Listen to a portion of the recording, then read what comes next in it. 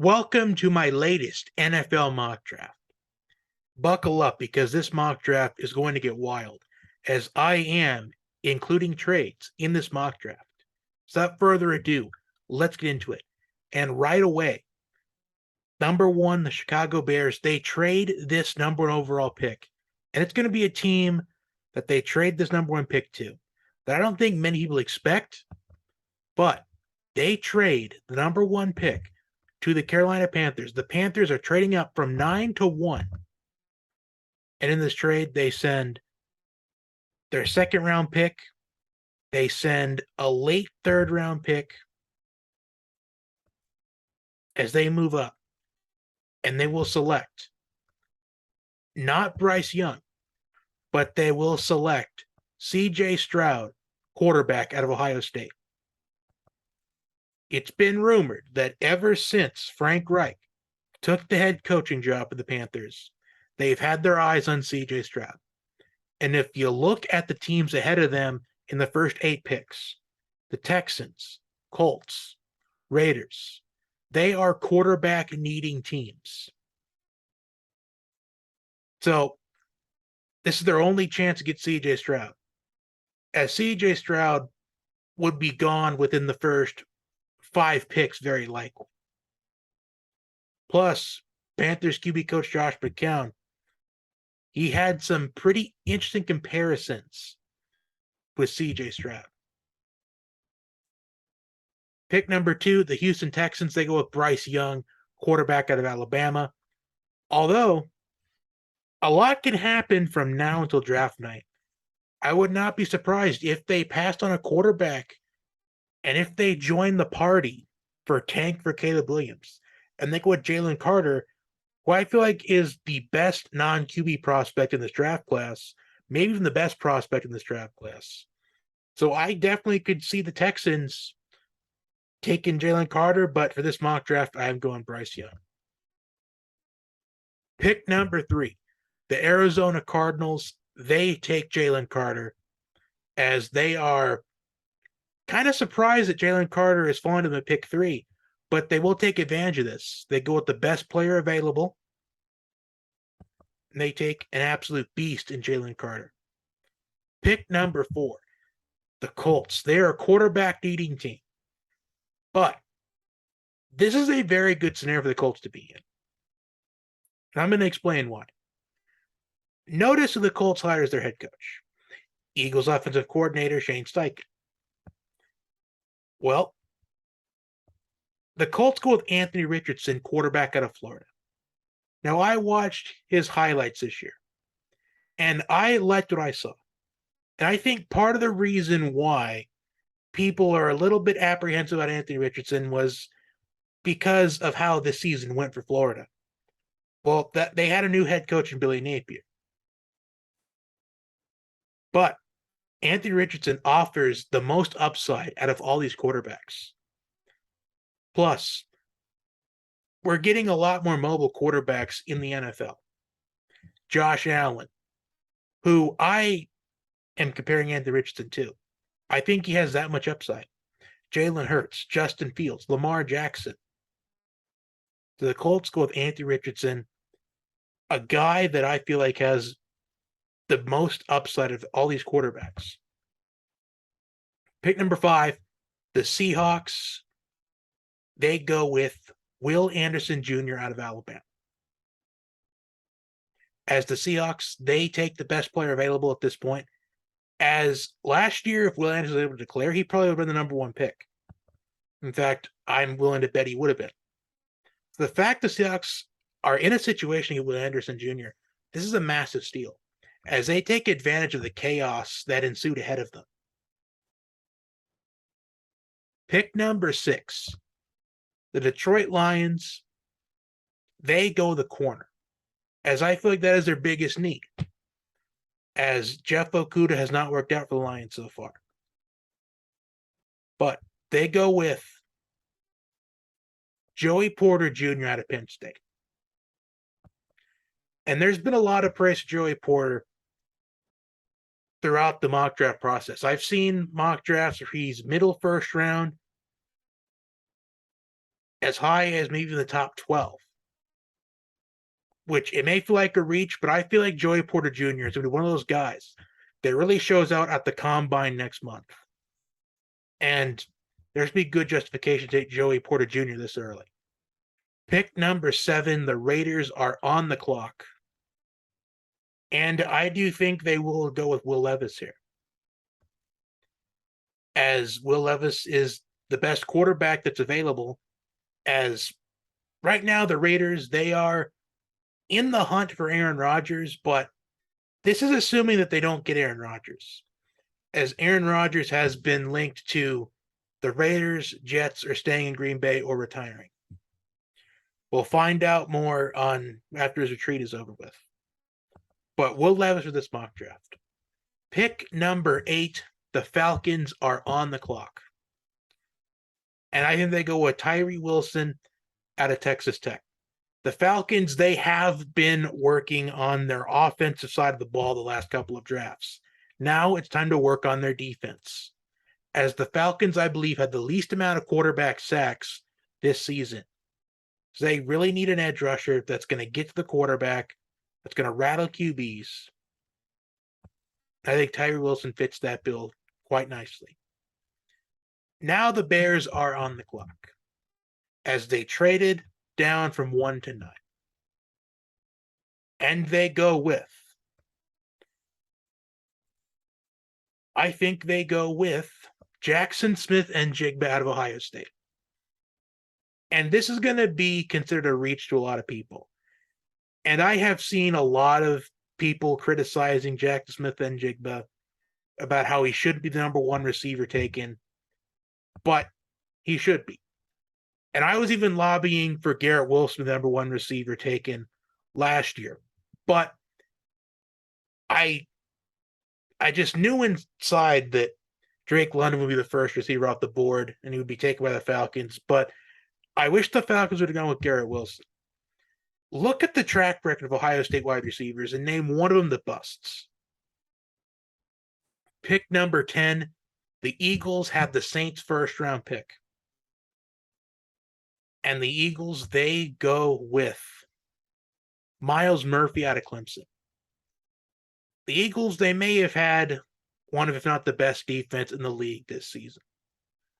But a lot of personnel on their defense, they're getting old or they're free agents.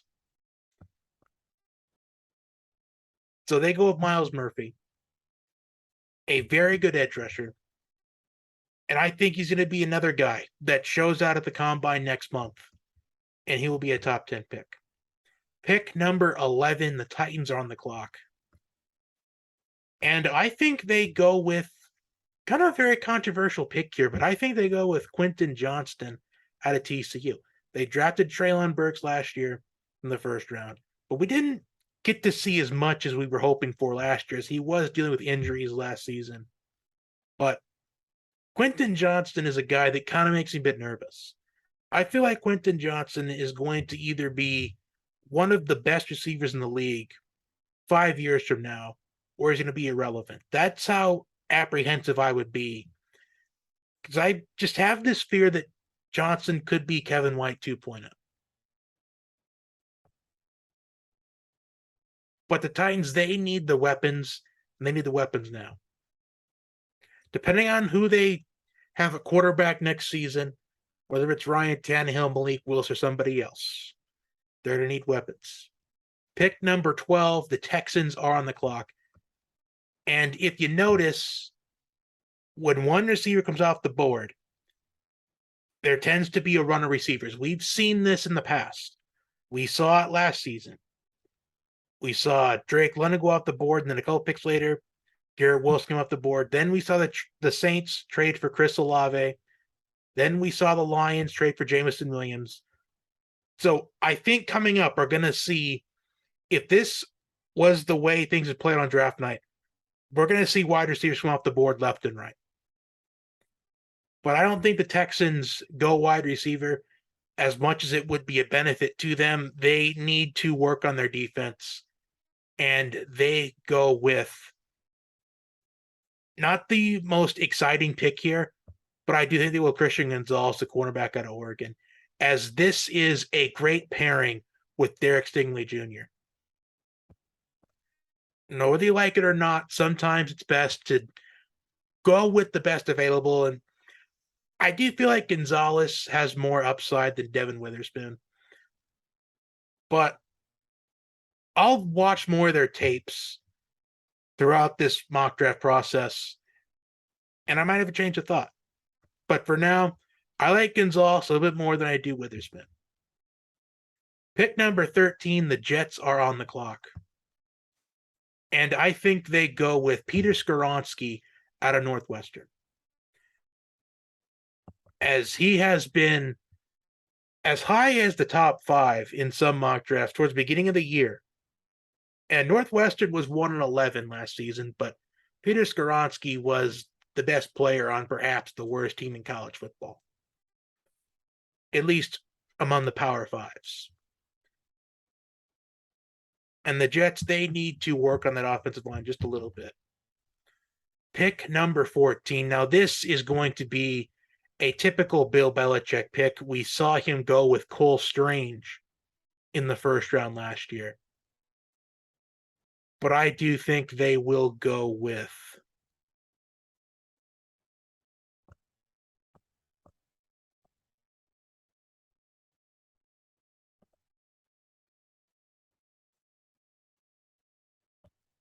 Cody Mock, the tackle out of North Dakota State.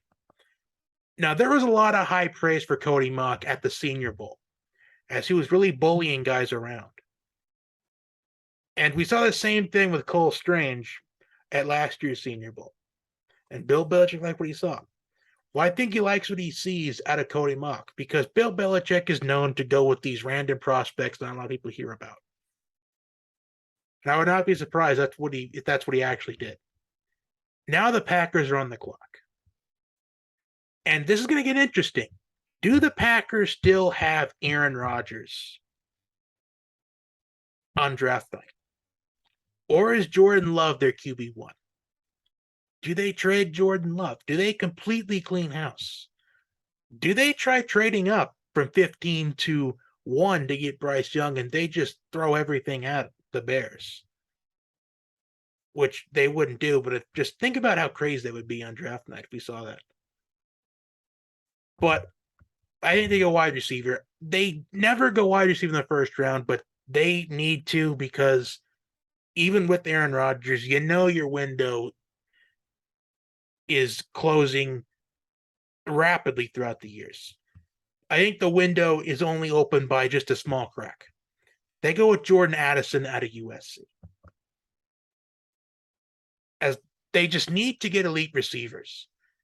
And the last 4 years now, going back to 2020, the receiving class has been stacked in 2020, 2021, and last year in 22, and this year in 23. So this is the 4th year in a row. What we've seen these last 3 years, if there is any lesson here, it's to take advantage of getting an elite receiver if you have the opportunity. And the Packers, I mean, hopefully they learn for once. But knowing the Packers' history, they'll probably go with Michael Mayer out of Notre Dame, which wouldn't be a bad pick. But when we look at the best tight ends in the league, Travis Kelce, Mark Andrews, George Kittle, you want to know what round they were drafted in? Not the first. All right, pick number 16, the Commanders are on the clock. And I think they go with one of their big needs here. I think they go with Osiris Torrance, the guard out of Florida, as they improve their offensive line. And now we got the Steelers on the clock. Now, the Steelers, they're known for going defense. But a smart pick for them here would be a tackle. And I actually think they will go tackle here, a bold prediction here. But they go with Broderick Jones out of Georgia. We saw Najee Harris really struggle to find running lanes. Part of that was due to lack of O-line. And I think for Kenny Pickett to take the second-year leap that we see a lot of quarterbacks tend to do, they need to build an offensive line. But a typical Steelers pick here would be Devon Witherspoon. Although I would not be surprised if Witherspoon fell to 17, that'd be the pick. But sometimes you just gotta go smart because I'm really different when it comes to mock drafts. Every pick I have, I really base it off of one of three things. What would be the smart pick here? Whether it be best player available. What I think they should do to make the most sense. Or what I think they would do in general. This is more of would be the smart thing to do. Now, pick number 18. I think the Lions go with Michael Mayer to Notre Dame. As this is a replacement for TJ Hawkinson, and I like what I see in Michael Mayer. I've seen highlights of him. I've seen a lot of Notre Dame games in the last year and a half. And Michael Mayer, no doubt, should be the number one tight end taken off the board. There's rumors that Dalton Kincaid and Darnell Washington could also come off the board. Pick number 19, the Buccaneers are on the clock.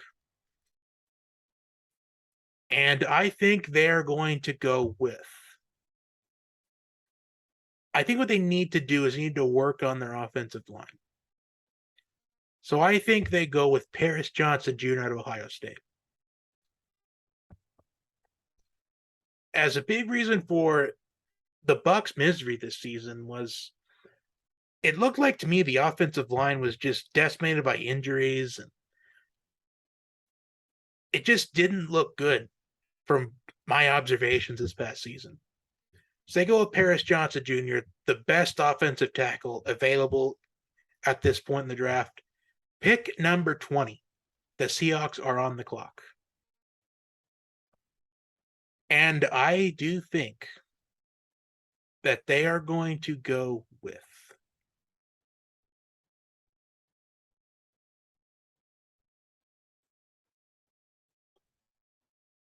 I think they go with Devon Witherspoon out of Illinois. I'm not sure if it's Devon or Devon, but either way, I think this is a great pairing for Tariq Woolen. As they took Woolen last year, he was one of the best corners in the league. So I think this is a great pairing. Now, whether Seahawks fans like it or not, I think it could be a good fit for them. Now, pick 20, well, pick 21 or 22, no matter how you want to put it, as the Dolphins, they had their first round pick forfeited due to them getting caught in 4K. So the Chargers are now on the clock. And I think they go with Zay Flowers out of Boston College. Now, there's been talks that Keenan Allen could be cut as part of cap space reasons.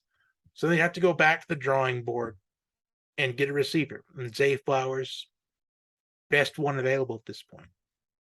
Pick number 22, the Ravens are also going to be looking for a wide receiver. And I think they go with Jalen Hyatt out of Tennessee. Now, this is going to be a massive reach here. But this kind of does feel like a typical Ravens pick.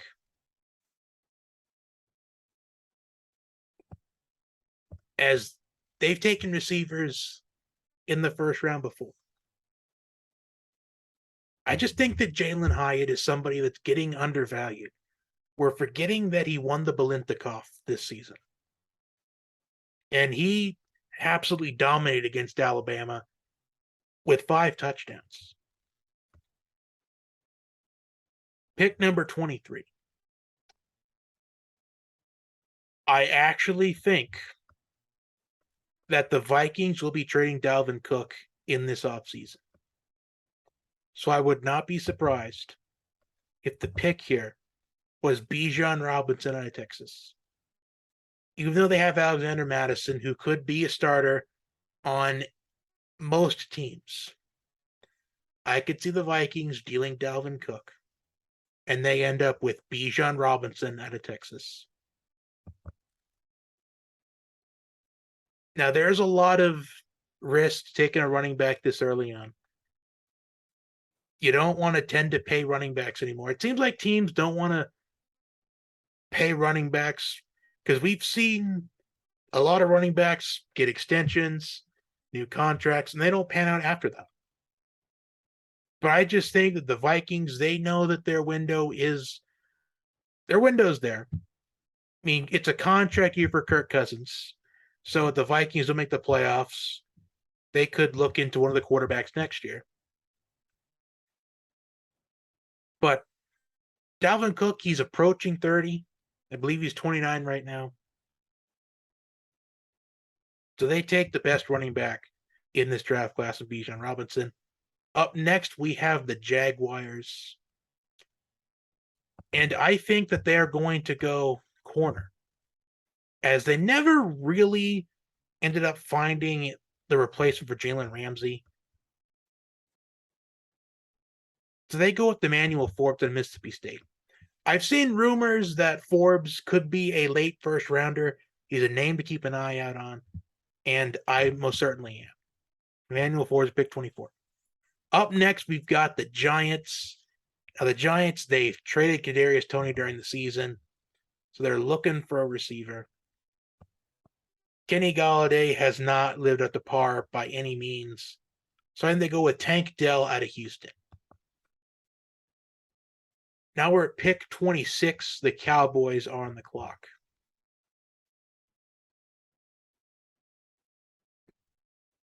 And I think they're going to do one of two things. I think they're going to either corner wide receiver is the one option, or they're going to trade this pick. I could see the Cowboys trading pick 26 to possibly the Panthers for DJ Moore. I could definitely see that. Or I could see the Cowboys trading for T. Higgins. I think a bold prediction I have this offseason. The Cowboys trade for the DJ Moore or T. Higgins. But looking at what their needs are, I think they need to get Daxon weapons. And I think they go with Kayshon Boutte out of LSU. Just like Ohio State receivers, LSU receivers are pretty much money. Ohio State, LSU, USC receivers, they have been money. Now, there's some questions about Boutte's character issues, but I'm not too worried about that right now. Because Kayshon Boutte is very talented. He didn't produce as much as I thought he was going to this season for LSU. All right, up next, we got the Bills. And I think the Bills, I think they work on their offensive line. I think they go with Steve Avila out of TCU. Pick number 28. We've got the Bengals on the clock. I think the Bengals, they go with Brian Bursey out of Clemson. And I feel like Brian Bursey, I don't know what to think of him right now. I could see Brian Bursey going anywhere from the top, well, from the range of maybe 10 to 15 to early second round. I feel like he's going to fall somewhere in that category. Brian Bursey was somebody that I had in my top 10 throughout the season, but his draft stock to me is falling a little bit. And I've seen some mock drafts where he's outside of the first round, he's in that early second, even some where he goes middle of the second round. The Saints are on the clock, as this is the 49ers first round pick for the Trey Lance trade. And I think the Saints, I think they're going to go with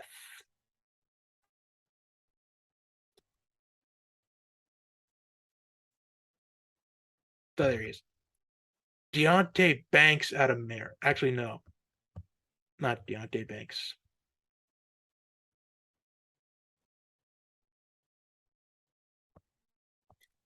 This is going to be a reach for a lot of people.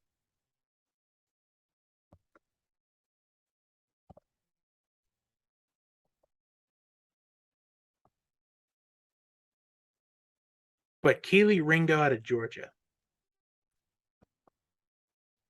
Kelee Ringo, going into this season was projected to be the first corner off the board.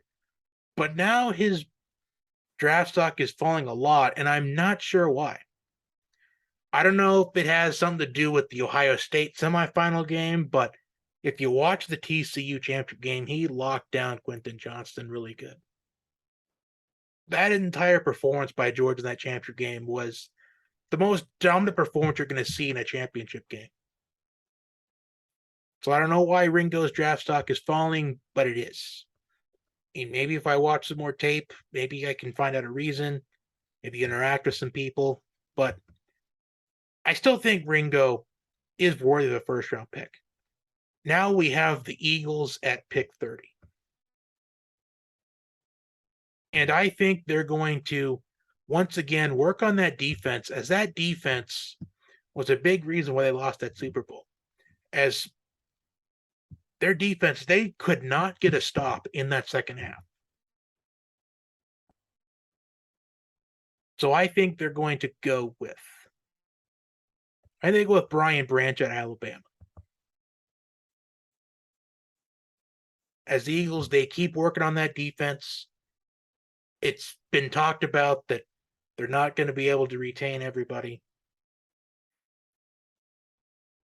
And now with the final pick in the first round, the Super Bowl champion Kansas City Chiefs. They go with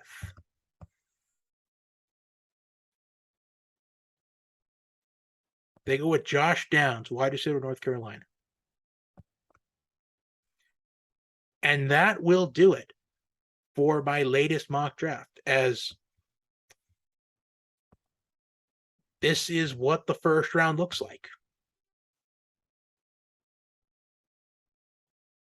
Not as many trades as I was thinking I was going to have in the beginning, but I just think it could be crazy if we see like the draft play out the way that it does. I mean, Anthony Richardson at 4, that's a big reach right there. But comment your thoughts on my mock draft down below. Like, check on, and subscribe. And until next time, have a great day